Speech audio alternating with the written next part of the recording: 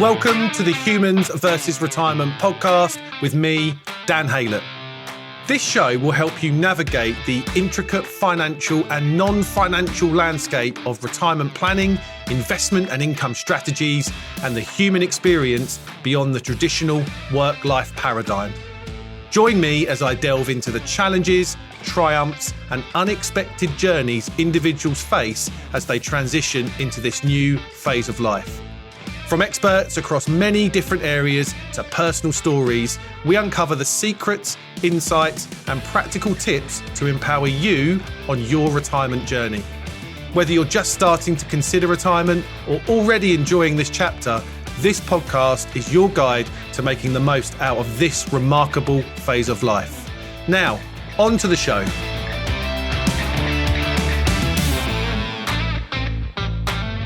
Hello everyone and welcome to another episode of the Humans versus Retirement podcast. I'm your host, Dan Haylett. Now I've got a question for you. Have you ever heard of the sandwich generation? And are you part of it? And if so, what unique challenges does it bring to your retirement? Well, in this episode, I get to have a conversation with a guy that has literally wrote the book on the subject. Marc Bineham is one of Australia's top keynote speakers on retirement and the award-winning author of The Money Sandwich. Marc's goal has always been to help people live their very best life through positive mindset, promoting well-being, and simply achieving financial freedom that much sooner. Because in Marc's words, we all deserve that, don't we?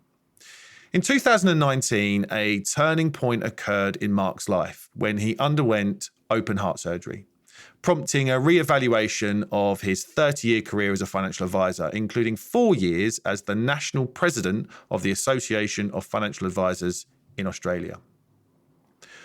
While he always loved helping his own clients reach their goals and aspirations, he realised most people just couldn't afford help or advice, and that had to change. That's when he decided to pour all the knowledge he gained over his career into a book, which he has proudly titled The Money Sandwich, and subsequently setting up a family business with his daughter Catherine by the same name, which enables him to take this message out to the wider world through presentations, workshops, and courses. In this thought-provoking conversation, Marc and I discuss the challenges faced by the sandwich generation, who are responsible for supporting both their adult children and ageing parents, both financially and emotionally. Marc emphasises the importance of having conversations about retirement and estate planning with your elderly parents and adult children as soon as possible. He also introduces the concept of the third act as a more positive and fulfilling way to approach retirement, and highlights the need for mindset shifts and an understanding of the emotional aspects of money in order to achieve happiness in retirement. Our conversation explores changing attitudes towards work and retirement, the negative connotations of money, the impact of financial stress on productivity and health, the importance of talking about money, the value that financial planning professionals add at this crucial stage of life, and what financial freedom looks and feels like. So sit back, relax, and enjoy this really great conversation with Marc Bineham.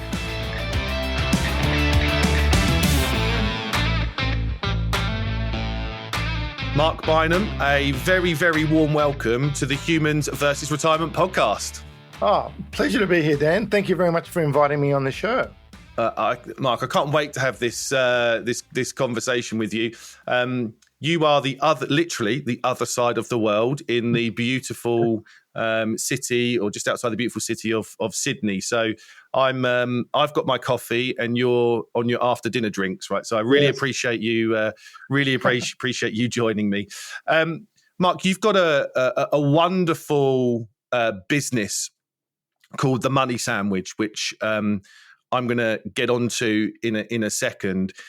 But I'd really love for you to share your journey, your story, your credentials with the listeners, how you've come to create The Money Sandwich, write the book called The Money Sandwich, which for viewers is sitting right behind Marc's head. And you can, I'd love you just to share that. I think it's a really interesting story because I think just the framework for me is amazing. You were a very successful practicing advisor on the boards of many institutions in Australia. You had your moment, your life event, a big health scare that I think caused you to think about life and what it means and what you want to do going forward. And that's led you to where you are now. It's a journey that many people go on as they think about life and the meaning of life and as they approach their retirement. So I'd love you to share that with the audience. Sure. And it's an interesting one in that I started as a financial advisor, and, I was actually a pretty average engineer and realized I wanted to actually make more money. And it wasn't really until I became an advisor I realized it wasn't actually getting more salary. It's what you actually do with that money is what we do and what you do with your clients when you teach them how to get the most out of their money. For 30 years, I was an advisor, and I loved my clients, and they basically got old as I got old. And so probably the last 10, 15 years, I was really specialized in pre-retirees and retirees. And they were my clientele. And I suppose you were saying, yes, I was part of a board. I was lucky enough to become the national president of our association body. And we actually put on an expo for the public, consumer, direct to consumer.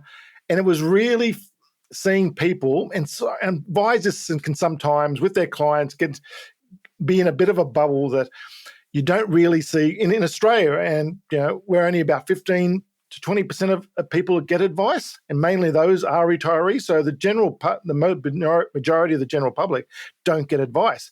And we saw this in this expo, and when I saw people come up to us and asking just questions, and I thought they'd be asking, what are the best tax-effective investments? How can we invest our money to get the best return? And they weren't. They were questions like, will we ever be able to retire? Will I ever be able to stop work? Will I, how will my children ever be able to afford a home in today's world? And it was just it was a real eye-opener for me that we as a profession needed to do better. Soon after COVID hit, and actually it was a time when I did have some heart surgery, and while everything was fine and everything got better, it was sort of one of those moments where you're sort of thinking, well, do I really want to do this? Do I want to work as hard as I was? And with COVID, it just sort of seemed right time to slow down.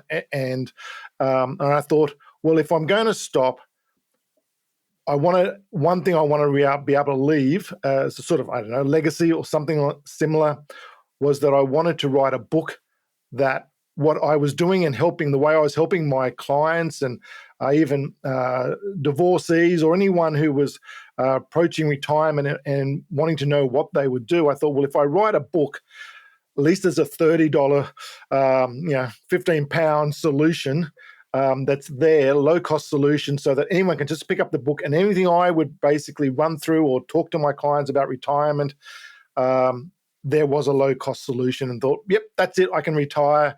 But as things do, I didn't enjoy retirement, and that lasted about 2 or 3 months. I really wanted to get out there and be busy.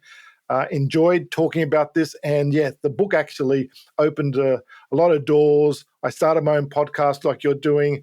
I got to talk to a lot of other people about retirement that weren't actually, for a lot of people who couldn't actually afford it. And on the other side of it, even the people who could afford it, they were having terrible retirements, and it was realized it's not just about the financial. And so, it all encompassed that it's pretty well a new career. Loving it. We're going to get onto this in a second, but you've got a great keynote speak that you do called Unleashing Your Third Act. And it feels like that's what you've done, right? You've unleashed your third act on this. And I think so many people that are listening to this can take guidance and advice from what that journey. It's, just because we stop what we've done for a number of years doesn't mean that we have to kind of retreat and retire or do something that doesn't feel kind of purposeful or meaningful. The third act is all about that. It's find out what you love doing and do more of that, affect and impact people. Because I think so many people, there's so much knowledge and wisdom that you've accumulated over the years that it would be a waste to not get that out there, right? Many people in their 50s and 60s have got so much that they can just go, let's just talk to people. Let's get out there and see it. And I think that's what you've done, right? You've done TED Talks, you've been on stage across the world. You're now, a real big authority figure, both in your homeland and here in the US you've been and stuff, talking about this stuff, right? And it's it's a massively important subject. And you've brought your daughter into it, which is amazing, right? So the legacy kind of flows through. I think it's such an amazing thing that you've created. Yeah, I think, especially for my daughter, it's great working with her. I'm the puppet. I just get up on stage and I can talk about this stuff until I'm blue in the face. But she built the website, she built the podcast, she edited the book, put it all together. So she has a great marketing background, and it was terrific to be able to work with her and continue to work with her on this. But I just think, for a lot of people, why is it so important, and why it's so important, the work you're doing. And, we're talking about, you're mentioning about working overseas and speaking overseas, and I've spoken a lot in Asia and America. I still haven't spoken in the UK, so if there's anyone listening who wants me to speak in the UK, I'm very open to it. But I just think retirement is such an important topic. And, and it's got a lot of English friends, just as here in Australia, just like in the US, there is definitely a connotation about retirement that's the end of your life. There is a negative connotation, just the old people walking hand in hand along a beach, off to somewhere, or, I'm going to retire, I'm just going to play golf every day. And we both love golf, but you can't play golf every day. You need something more. And if you really do take it on, this third stage of your life is the best part. Absolutely the best part. I want to kind of, there's a lot of stuff that you've said there that we will come back to. Absolutely. There's bits that I really want to kind of pick your brains on. And you've, as I said, you've created talks on some of this stuff. So I can't wait to get there. But I think what's going to really set this up is the title of your book, the title of your business, the money sandwich, which is, I think, focusing on a group of people that are a little bit misunderstood. It's a modern day retirement problem for people. So without kind of spoiling it, can you give me your definition? What is the kind of the money sandwich, or what is the sandwich generation, and how does that present challenges for people entering into a modern day retirement? Yeah, it's a great point, because I did read about, first time in the US, went to some conference there, and an estate planning lawyer got up and talked about the sandwich generation, from an estate planning point of view. And while that was important, I thought, well, no, they're missing the point. It's far bigger than just what your will and reflecting intergenerational wealth. So I decided to do a lot more study on this, and it's one of those things. When I was wanting to write the book and provide something, I was given some really good advice. Write what you know. And I understood retirement.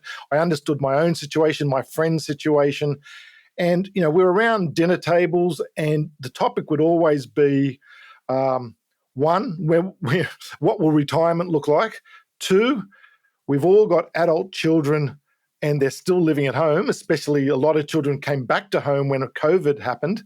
And third was elderly parents. And, they're living longer, which is great because we can spend time with them. But this is a real 21st century phenomena that really didn't happen in the 20th century. In the 20th century, for the majority of it, if you left school, you left home. So parents, were empty nesters very early on. And if you had elderly parents, if they really lived past 60 or 65, that was the rarity. And so that's all changed now. And it's great in a lot of ways because, where, as I said, I'm working with my daughter. You get to spend more time with your adult children. You're spending more time with elderly parents, but it just does bring its own concerns. And that's why it's called a sandwich generation, is that we're stuck in the middle. And we're also trying to be thinking about our own retirement and when will we ever be empty nesters? And a lot of my clients, as I'm sure the same for you, especially the mothers, and they're talking about their adult children, it's keeping them up at night. How will their children ever be able to afford a home? How will they ever? They're dealing with gambling apps. There's financial stress that we never ever had in contemplated or haven't had to deal with. And on the other side of elderly parents living longer, aged care and all these other things, that wasn't a 20th century problem, but and I shouldn't say a problem, but it is something that people in their 50s and 60s are dealing with. And so when I wrote the book, I would talk about the 50s and 60s, about their retirement, but I couldn't write the book without also talking about how you could help your adult children or how you could also help your elderly parents. Do you know what's really interesting, Mark, for me is that I don't know how to phrase this really. There's two elements to this, right? So there's the emotional and financial. And I know, finance and emotion go hand in hand, and we'll get into that in a second, because you've quite rightly said in one of your talks, money equals emotions, which I absolutely concur with, and we'll get in there. But if you kind of just separate a financial decision, a financial worry, and other emotional worries, we have that when we're approaching retirement, right? As individuals. So we're in our 50s, we have that. You then take both of those and have that for your children, right? So you have both a kind of numbers thing. Can they afford to get on the housing ladder? Can they afford to go through university? Oh my God, I'm worried about them kind of getting, the emotional ties that you have there. And then the same with elderly parents. They could, I think for the first time, not only are you trying to support yourself financially and emotionally, you're supporting two ends of your family, both potentially financially and emotionally, right? I think that, and that's a massive, massive burden for people to take in, and takes a lot of careful planning, a lot of careful thought, upfront conversations, hard conversations as well. But I know the most successful people are really upfront and honest with their family members about what to expect, what to do, the journey, what I think it's really, really important that these conversations happen both up and down the family ladder. And I think part of what you do and what I do, advisors or money coaches do, is try and get people to have these conversations, positive conversations about money, because we look at the people, from the States, the United States, and they're always open about talking about money, maybe going too far. But, my heritage is English and Chinese on the other side. And both those cultures, no one talks about money. It's just rude, it's just, you're uncouth if you want to talk about money. And I think, yes, bragging about money is a bad thing, but absolutely having positive money conversations is something we all need to teach our children, and so they can get better at it. Mm. So staying in there, then, just kind of thinking about some of the things that you've learned and you've observed and stuff that's in the book. And by the way, the book will be linked to in the show notes and everything. So absolutely encourage everyone to go and buy that. Is there a bit kind of thing? Let's go kind of adult children. Is there some things around that you've observed that you can share around the challenges that people face when it comes to thinking about how to help or support their adult children? And it is a little bit hard for people of our age when we want to help adult children, because even if our parents didn't talk to us about that, they could nearly be in the war generation, so they have a very different thinking to the way we think about it. But even the way we think about it, you should save, you should buy your own home. I could afford to buy my own home, and you then put enough away so that you'll have a pension, and so on. Whereas the research we've done, and I apologise, I don't know what it is in the UK or England, but in Australia, a traditional home cost in the 20th century was 3 times salary. To save up for a deposit, now it's 10 times. Actually, I have seen London prices the last time I was in London, and what we say in dollars, you're saying the exact same amount, but in pounds. So it's just ridiculous. And you sort of think, well, how are you saving up even just a 20% deposit, even if you could afford the loan? So I think that's a really I think there's new rules you've got to play by in the 21st century. And when we're helping our kids think about, you can't put yourself under immense financial stress by getting some monstrous loan for a home just because your parents had had a house, so they think you should get a house. There's other ways of doing that. And I think buying something maybe that's just is affordable, but it's an investment property. And maybe every 5-7 years reviewing that and maybe getting another, and it's all about passive income streams. And I know I'm talking to the converted and to your clients, but passive income streams, I think, will be far more important at 21st century than it was in the 20th century. Someone having an investment property, and for my parents' friends was, wow, they must be rich. Whereas now, I just think, no, that's going to be a far more essential part of your financial planning is how are you getting into shares, managed funds that will provide you alternate income streams, property, as well as going through for. And I'm not saying you shouldn't buy your home, but it may not be your first property. That's what, yeah. So there's just different rules, I think, that parents can encourage their children to talk about. And there's probably one other thing that I was just saying that was really quite clear when I was researching my daughter's friends and children, that age group, was incremental expenses compared to what we face. People say it must be, why can't you save? Well, in the 20th century, you got paid weekly and you got paid cash. In the 21st century, they're getting paid monthly. They don't never see this money. And then they live paycheck to paycheck because they've got all these little incremental expenses, all these streaming services, Uber Eats, and all these other things that just chip away. None of it on its own looks very expensive, but they just all add up. And unless you actually look at your statements, when we do get our clients or their adult children to look at their statements, they're just shocked how much is going out in these incremental expenses, which was never a 20th century problem. So yeah, there's a few things like that. They've got technology, and we won't even go down where technology is helping but also hindering. But they're facing a lot of things we never had to worry about. Yeah. Do you think, and conversations I've actually had with my clients is that, that when it looks to, when they're thinking about how to help their adult children, and I know there's some research that I've read that's come from the States about this. I think a lot of people don't want to feel like they're just giving their kids the easy ride, right? They don't want to not educate them about this stuff. They don't want to just give them a lump of cash and go, I've bailed you out. So I think that there's a real push and pull that people are going, well, actually, I know that I want to financially and emotionally support my children, but what I don't want to do is kind of just give them that one-way pass, that free ride.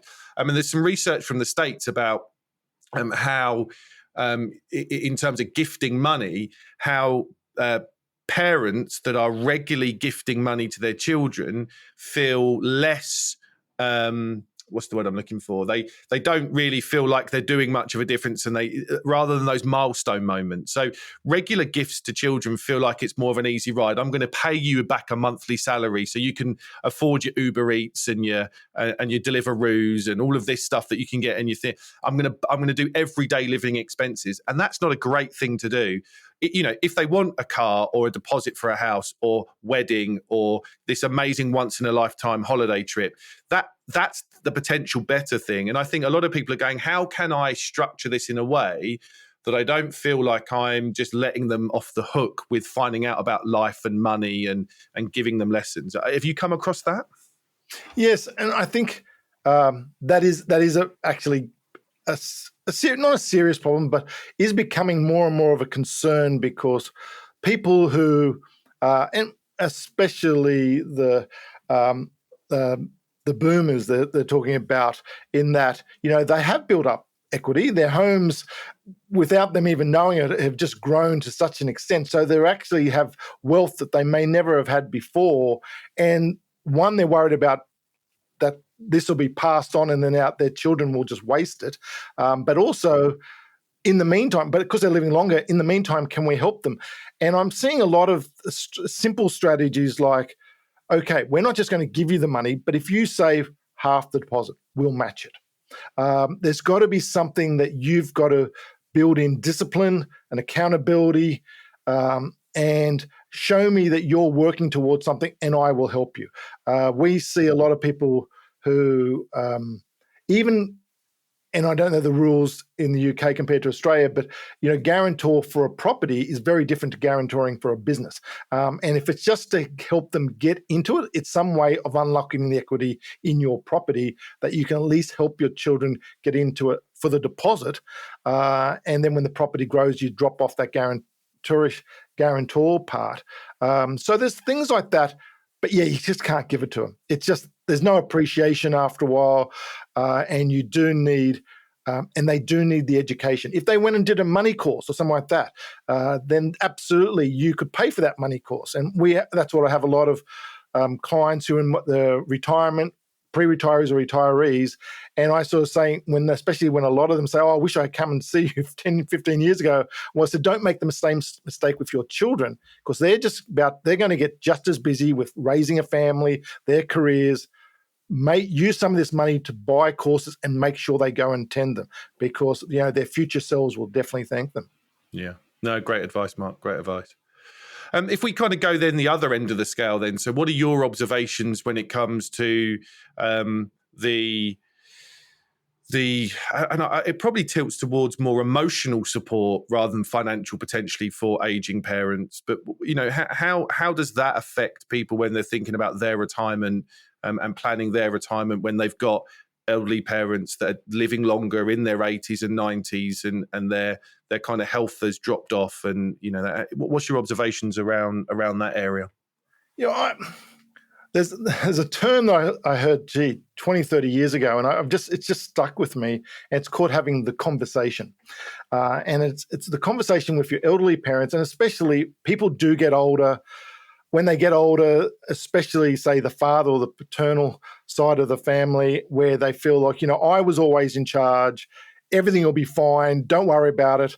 But unless they actually have those conversations with the children who are our age, with their elderly parents, so that their wishes can be done, it's just a tough thing, because I've seen, and sure you have too, so many issues have happened when people have passed away, and that their will wasn't updated. They didn't even have a will, or where their old will was, and it's just not going to the way they said they might have even told you, I want to be split 3 children, I'm going to split it 3 ways, but the way the will was, it's not going to happen that way. And it just causes undue pain within that family. And I've seen families split up over this. So it is one of the things I really stress.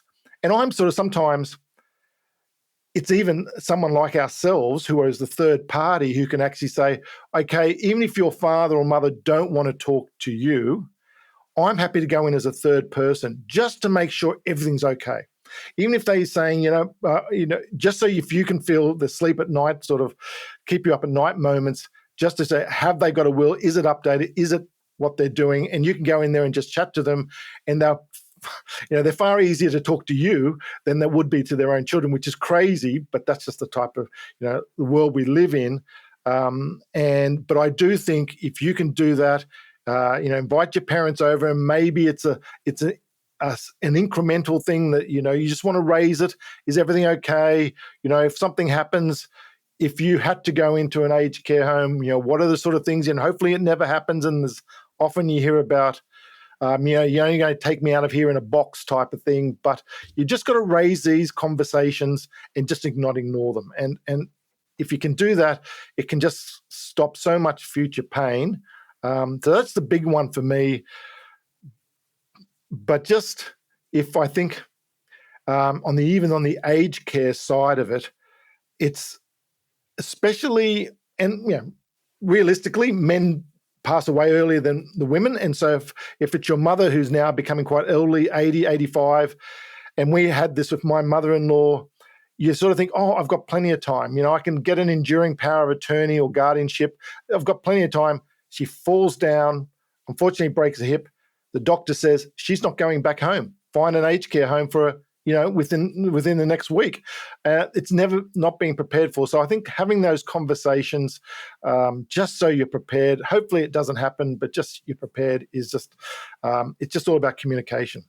Yeah, no, I couldn't agree more. I think like we often, we've got a number of clients where we work with the whole sandwich, right? So we do help their children and we work with their parents. And it's the first thing, right? This is a conversation about ensuring that everyone's got peace of mind, particularly, if something did happen to your parents, that the powers of attorney are in place. You haven't got to wait 6 months to register them if you need to make a decision. They're in place now. Wills are always up to date and reviewed. The wishes are there. We independently talk to the parents to make sure that, again, like you said, they want conversations with you that they don't necessarily want to share with their children, which is fine, as long as we're confident that everything's kind of, in place and everyone knows the playbook, so to speak. And I think it's so important because that then just allows you to go and get on with life. You can enjoy time with your parents, enjoy time with your children, knowing that if something did happen, then you are absolutely in frame or you're absolutely kind of covered and you know what to do. What's really interesting for me, a quick observation that I've made, is that when I work with people where their parents have either passed away or they are poorly, one of the big conversations I have with them is that they want to set things up so they don't have the same impact on their children as their parents have had on them on a negative way. It's kind of like, they didn't put this in place. They didn't do that. I don't really know what to do. I'm 55, 60 now. I'm going to set this up for my 20-year-old children now and then review it because I don't want them feeling like I feel now and all the stuff I've got to deal with. I think that's really an interesting thing that's definitely happening. Yeah, and I think that's also one of those 21st century things that will happen. Estate planning will be far more of an importance. 20th century, if you had a will, that was probably enough for most people if they had that. But we're talking about, I used to be an advisor, you're an advisor. How good is that for the value you can provide an intergenerational family with that? When you've seen advisors out there and they're just sort of saying, well, how can we invest your money, or what can we do for one generation? I said, you're missing out on how you could help their elderly parents, how you could help their adult children and provide a package to them. I do see that will be over the next 20, 30 years, especially with the wealth transfer of the boomer generation.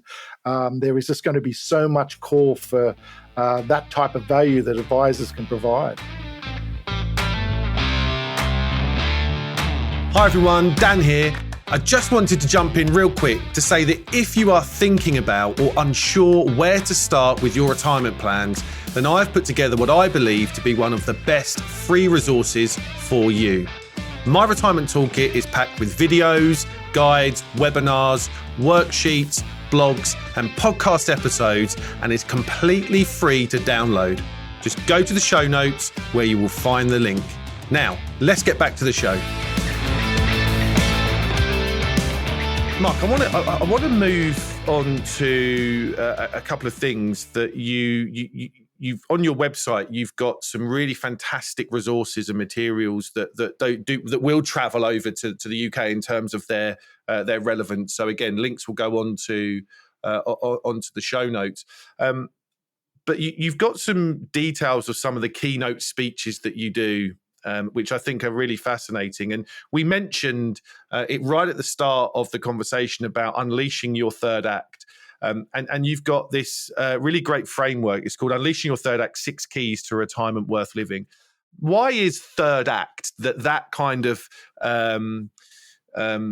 those two words, that kind of phrase, why is third act a good way, in your opinion, to reframe what I think is quite outdated, the word retirement? Yeah, and you said it there. The word retirement's outdated. It's negative, and for a lot of, pardon me, I speak to people about financial freedom, but even that's didn't quite get right for people who are actually, because financial freedom could people be in their 40s or 50s, but I found that when you do reach people who are in their 60s or 70s, and there really is this third stage of life. Say the first stage being school, being children, university. Your second stage is raising a family, your career, building assets from a financial point of view. And then there is a really clear third act. And it's not saying you're going to stop work, but there is definitely a point. Whereas I'm loving work now, but I definitely don't want to work as hard as I did in my 40s or 50s when I was building a career. And now I'm sort of feel like I'm working because I want to rather than because I have to. So this third act, whether you're working or it's just such a major part of our lives, and I really think it can be the best part of your life. And there is nothing stopping people from going back to university, from traveling the world, playing golf, or whatever it is that you want to do. But it's just not, unfortunately, the brochures, the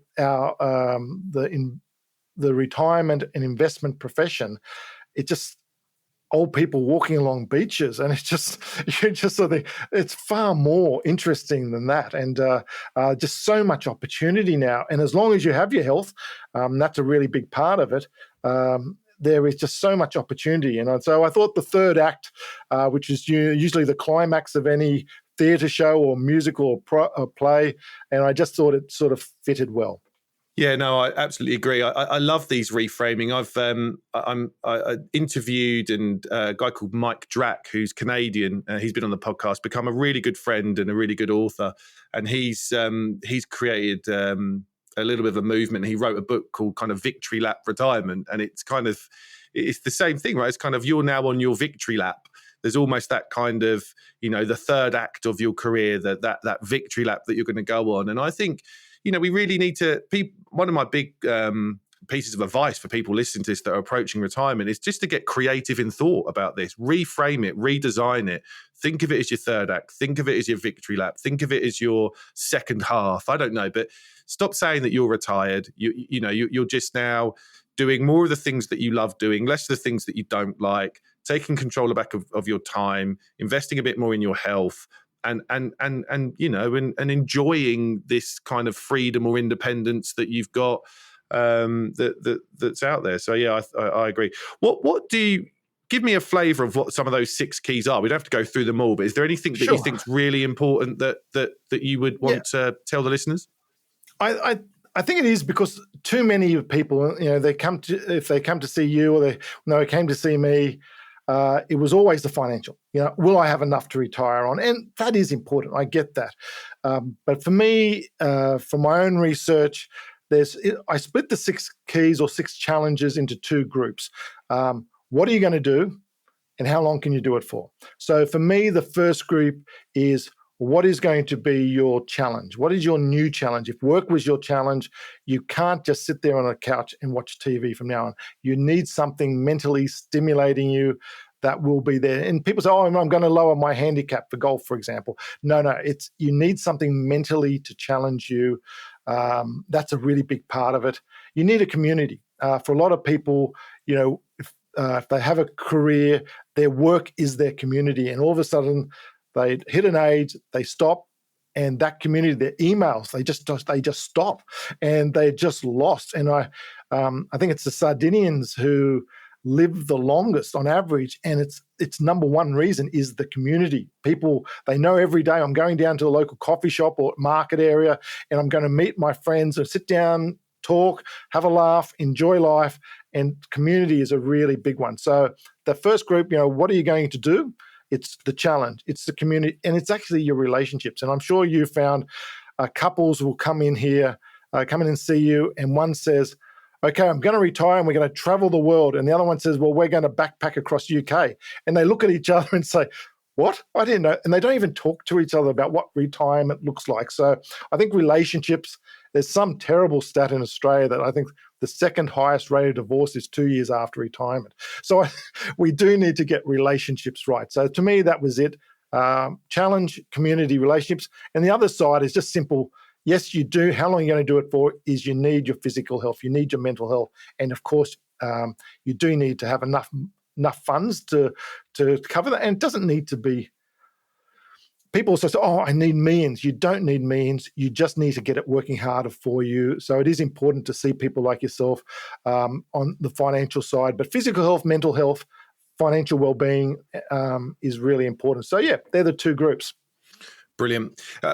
One of my observations that I've said it on the pod a few times, but I think everybody that I work with, they end up realizing that what brings them happiness is more simpler than what they thought. So they had this idea of, I need millions because I'm now going to spend millions because I've now got more time. But actually what they end up doing is treasuring the Sunday walks with their wife and their dog and sitting on a bench having a picnic, right? Without the worry about thinking about checking their emails on a Sunday night to get up Monday early to go to work, right? There is that kind of freedom. And yeah, don't get me wrong. I think you would want to spend a bit more money because while time and health are on your side, you want to think about some of these bucket list items that are there. But if like you've said, Mark, several times, if you sit down and plan this and think about this properly, I don't know anybody that comes up with this like grand, every 3 months we're going to spend £30,000 on a holiday type plan. It just doesn't. That's not what this is about. So again, and in my experience, the amount of money that people need is often a lot less than the amount of money they think they need. So the difference between reality and kind of their thought process, because they've spoke to Dave down the pub and they've opened up the newspaper and they've spoken to their brother-in-law or sister-in-law, and they're getting, I think people are getting brainwashed into this. The financial industry is not doing a great job in telling people what a retirement and a real retirement can look like. So again, my tip is, as you said, get down, have conversations, speak to people, understand what your cash flow looks like, understand what's important, spend your money on what makes you happy. And often that is not these big things, these big grandeur items. True. And, you've got grandchildren. You're not going to leave them for 6 months of every year going off on these great trips. You're going to, balance. That's the whole point, just to have, a balance in your life. But yeah, it's for a lot of people, retirement, you only get one chance at this to get this right. So, it's amazing amount of people who just think, I can go do this on my own. I'll just learn, go. People make expensive mistakes. You're not going to build your own home. Why would you, this great retirement of you, this third act, go get some advice. Speak to a few different people, but yeah, definitely, you don't get a second chance at this. It's worth getting some really good advice. Experts who have helped people retire plenty of times before, and take all the hard work out of it for you. Mm. Another one of your great talks, it touches onto a subject that many retirees, I think, talk about, and it's about, I suppose, aligning or thinking about happiness. And this kind of, does money buy happiness? How can I now? I've done some planning. I feel like I've got enough. I want to be more happy. I want to enjoy my time. But I think there's some fundamental shifts that have happened, and you've definitely highlighted those when it comes to thinking about how you buy happiness. And you've got some really interesting thoughts about 3 key money shifts when it comes to thinking about how money can unlock that happiness. And I'd love you to touch on those for a few moments, Mark. Yeah, okay. No, happy to. And I think, how to buy happiness, and it is a play on that, money can't buy you happiness, or, money is the root of all evil. There's so many negative connotations out there that I just thought, just play on words. But it was really, I did find that financial stress, cost of living is going through the roof. COVID, people struggled financially getting through that. So I found a real shift from, say, 10 years ago when I talked to people and they were talking about financial freedom and we're going to do this, until now it's just about security and the stress they're under, financial stress. And I just felt, no, we need to try and flip this on its head.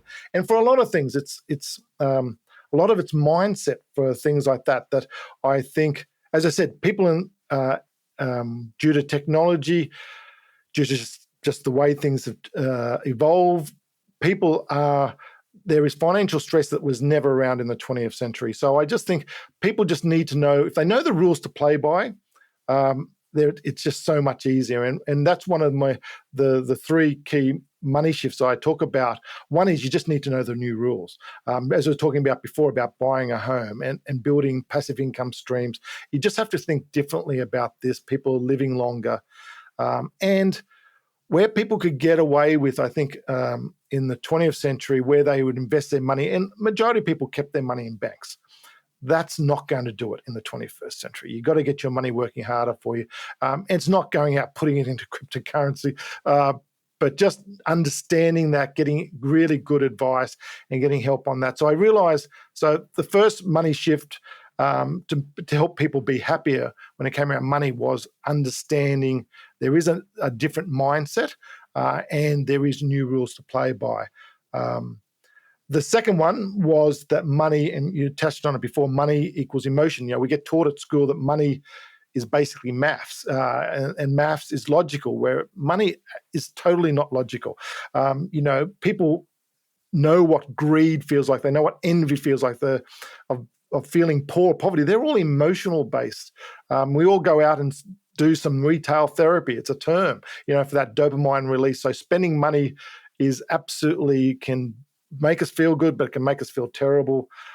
So money is emotional, and I think unless we talk about that, and for a lot of my clients, and I'm sure exactly the same for you, people that you've coached, teaching them how to save or to invest in money was the easy part. It was actually getting their head right, understanding what was it. Just like when people say, "Oh, I can't lose weight," and when people go into it, it wasn't about they're eating too much. Well, what was the reason they're eating too much? And it's exactly the same with money. So I see the money and emotions and the mindset is really, really important, and you need to get that right first.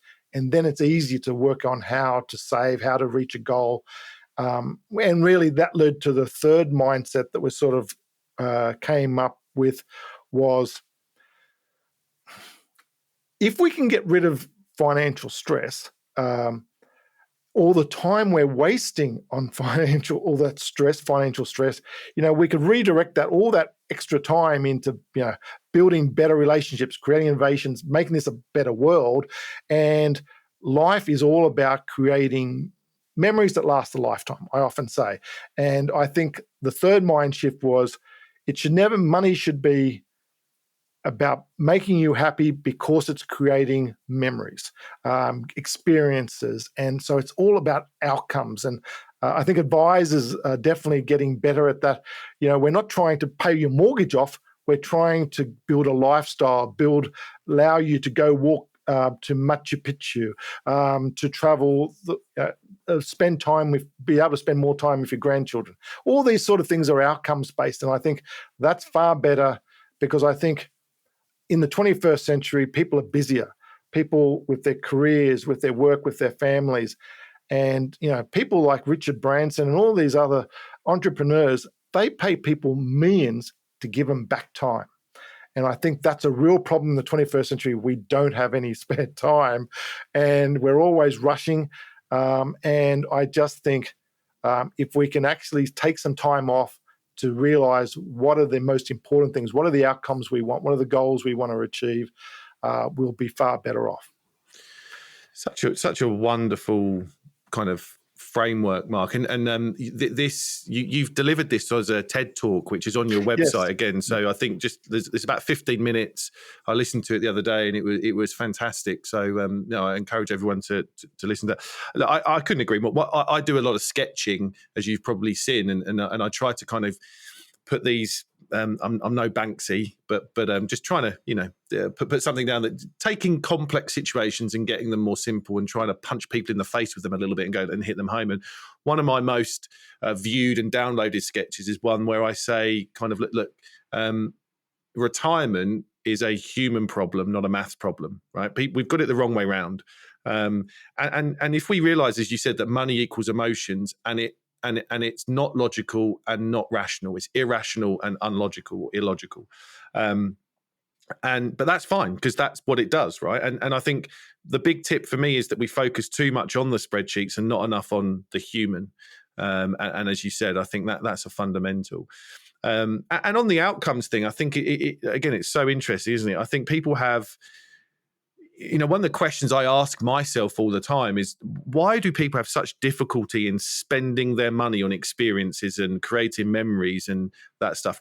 Why do they have such difficulty when all of the research suggests that by doing that, you create happiness, right? So there's obviously it's not a spreadsheet problem. It's there's some other things in there that need to happen. And we know that if we focus on the outcomes and we give examples, and people then see it in real life, so they do small steps and they spend some money and they feel better and they see the change, or they give it away, it just creates a really lovely momentum and snowball for people when they're in their retirement. And I think the younger generations are getting better at this. There's no question. they, as I said, they've got their own problems with technology being a hamper and these incremental expenses and all these other little things, but they absolutely are not looking, I'm going to have a career and I'm going to work as hard as I can till I'm 65 and then I'll retire. As we said, that negative connotation, my life will be then over. They're thinking every 10 years they're going to have a 3-month break. They might change careers. They might have 3 or 4 different careers. They're thinking differently, and that's just a good thing. I think work-life balance is far more important to people in their 20s, 30s, and 40s than it was ever for the 50s and 60s, 70-year-olds. So I think there is definitely a lot of hope that people are looking at how to enjoy life and get the most out of life. But as long as financial stress doesn't get in the way. Yeah, and you've said you've written and talked about this a bit. That kind of financial stress, and you mentioned kind of being negative about money. Money can have negative connotations, which lead to stress and anxiety, which is just fundamental. I think. When there's so many surveys out there that says that money is the number one cause of stress and anxiety and arguments and fallouts, whether it's with family or friends or, as you said, divorce rates in the retirement population are going up. And yes, it is to do with kind of time and purpose, but I think it's a lot to do with the stresses that money provides and all the negative connotations that have built up through life. Have you got any thoughts about what the true cost of being negative about money does to our overall well-being? Because money is such a big part of the pie of our overall well-being. Well, there was straight out statistic that was in financial stress and how it affects productivity in the workplace. Was 67 billion was lost in Australia alone in 2022 just due to financial stress. So, they can actually do the numbers on it, and it is very significant. So, employers need to be aware of this, that the financial well-being of their employees is just paramount because, and you can see it. You can see it if you're in a workplace. There are people with their phones and they're working on maybe some project, and every 5 seconds they're being distracted because their phone's pinging and some notifications happened or something like that. Even 10 years ago it was emails and everyone was just getting the flashing or blinking light that another new email had come through, and so they would drop everything to answer that email. So I think it really is affecting productivity, the cost of this, but it's definitely there's statistics around the main reason for divorce or relationship is usually arguing over money. It's and at the very worst, it's going to affect our health. People, absolutely, you can see stressing over money, people getting anxiety, people getting depression. So from a mental health point of view, when I was younger and my bosses would just say, if something was stressful, just toughen up and just get on for and work through it. But that's why we weren't living as long as we do now. So people are taking far more importance about their mental health. But financial stress in the workplace, in our family lives, it absolutely wrecks lives. And so it really is something that we do need to be very careful about and work on and talk about. And people will, I heard this great little analogy. If you're at a dinner table, you'd rather tell the stranger sitting next to you about your terrible love life than how much money you earn, because it just feels uncomfortable to talk about money. So we definitely need to work on this. And I think a great thing you can do is what I call a financial gym buddy. Just if it was a Sunday morning, cold Sunday morning, and yes, it gets a lot colder in the UK than it does in Australia on a winter morning, but if you've got someone waiting at the gym, you'll feel accountable and you'll get up and go to it. And I think it's the same thing with money. We need to get better at talking to our friends and saying, I'm trying to save for a goal, or I'm trying to pay off my credit cards. I'm just realized, and I even heard someone talking early today saying it could actually work in your favor. Your friend might say, Well, we don't need to, we catch up once a week. We don't need to go to a restaurant. We can cook something at home. Now I'm glad you told me about this. I still want to catch up, but we may not need to spend the amount of money we used to, and we're going down to the pub or wherever we're doing. So I think having a financial gym buddy and having these conversations is just such an important thing, and definitely 20, 30, 40-year-olds are far better about talking about their emotions than people older, but they still need to be able to talk about money problems, and that's something I don't think see enough. No, I agree.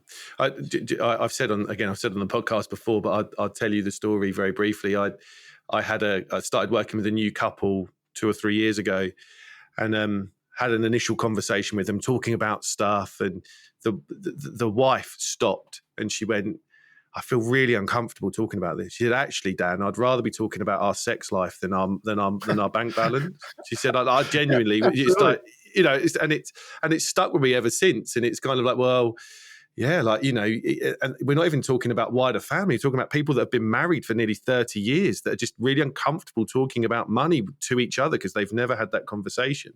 And it kind of brings me on to that point around, like you say, that there are numerous places and professionals that we would go to if we had something wrong with us. If we broke our leg, we know where to go.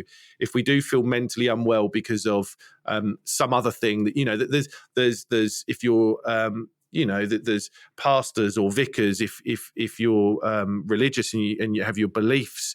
There's doctors, there's mental health professionals to help you with certain things, but I don't think there's, where do people turn with money anxiety, money worries? That there isn't that really kind of, and we know it's one of the biggest things out there. And I think that's one of the great, one of the services that we provide. People come to us because they've got a problem with their pension or want to talk about tax, but actually after about 15 minutes, that's not the problem. And you get very quickly into the issue. And I think it's really important for people to understand that, that there are many real financial planning professionals out there that can help with these conversations as well. Yeah, and I totally agree. And I think as a profession, we're terrible at advertising about what we do and how we can help. And we do need to get better as a profession to do that. And I've found, if you ask people, you're in a taxi and the guys or girl says to you, what do you do? And you say, I'm a financial advisor or financial planner. And they say, I suppose I come and see you when I've won the lotto, won the lottery. They don't actually realize what you can do and how you can help. And we do need to get better at letting that people know that. And because, absolutely, how you can help, it's just is, as you said, it's more what's in their mind, what they're getting their head right. And then it's easy to do the other part. Mm. Marc, this has been such a wonderful conversation. I've got one more question before we wrap up, and hopefully it's not going to take you too long to answer, because I think you've probably answered it throughout this conversation. But just to wrap this up, what does financial freedom look and feel like to Marc Bineham? Well, it was, I thought, going to be retire and travel and all that, but I just enjoy work too much. I'm enjoying doing this too much. So it's going to be a balance between those two things. But to me, it was financial security, because my own parents don't own their own home. And it was always one different business going into another business, and it just never happened for them. And so I learned very early on, I wanted security. I wanted to own my own home. But now it's actually having the time so that I can spend with my family, spend traveling, spend playing golf, spend doing this type of work, and can get up in the morning, have a coffee with my wife, not have to rush off to work or do anything like that, and start my day. But just getting the time to be able to do that. And with when anyone starts a new business, it's never perfect, but I know what, for me, financial freedom looks like, and I'm working towards that again. I'm really enjoying this stage of my life, enjoying talking about this, talking about how people can, because we're all just living longer, and as long as I can keep my health, I just want to get the most out of this stage of my life. What a wonderful place to end. Marc, this has been such a great conversation, and a massive thank you for me for taking time out of your evening to join us. Thank you for all the work that you do. All the links are going to be on the show notes for people to find out about the book and your talks and everything that you do. So, thank you so much for sharing that with us. It's been such a great conversation. Absolute pleasure. And hopefully I'll get to the UK in the next few months and we can maybe catch up for a beer at a pub or a coffee somewhere. Yeah, beer, coffee and golf. It's on the agenda. Perfect. Absolutely. Marc, thank you so much. And that just leaves me to say, once again, a massive thank you to everyone for joining us on the Humans versus Retirement podcast. Until next time, take care. Thanks for tuning in to the Humans versus Retirement podcast. I hope this show will arm you with insights, strategies, and a newfound excitement for navigating life beyond the 9-to-5 grind. Remember, retirement isn't just an endpoint, it's a vibrant chapter brimming with opportunities for growth, adventure, and purpose. Keep exploring, stay curious, and embrace the next phase of your life with enthusiasm. Until next time, may your retirement dreams continue to flourish and inspire.